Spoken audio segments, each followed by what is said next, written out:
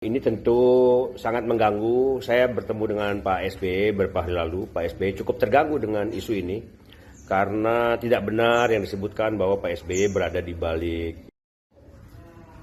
Beberapa waktu terakhir ini di sosial media, terutama di TikTok, saya melihat dan beberapa platform lain sangat masif sekali fitnah yang dilakukan oleh akun-akun yang sebagian besar anonim, yang kita tahu afiliasinya kemana, yang membuat berita fitnah seolah-olah Bapak SBY berada di balik isu ijazah palsu Pak Jokowi yang sekarang sedang berseteru antara Pak Jokowi dengan Roy Suryo dan kawan-kawan.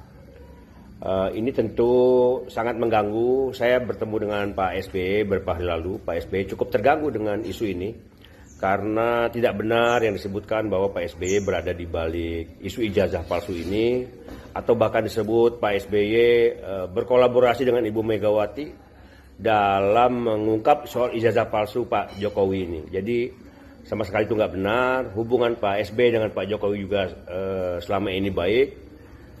Kita berharap untuk dihentikanlah fitnah yang sudah tidak karuan ya di TikTok.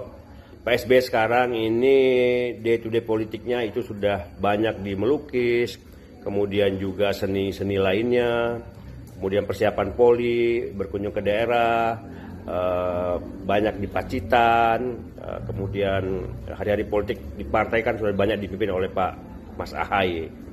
Jadi tolong dihentikan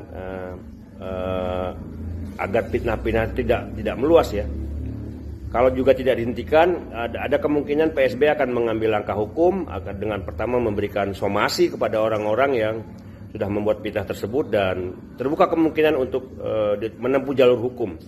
Jadi karena ini masalah keadilan, karena Pak SBY tidak merasa melakukan itu tapi difitnah.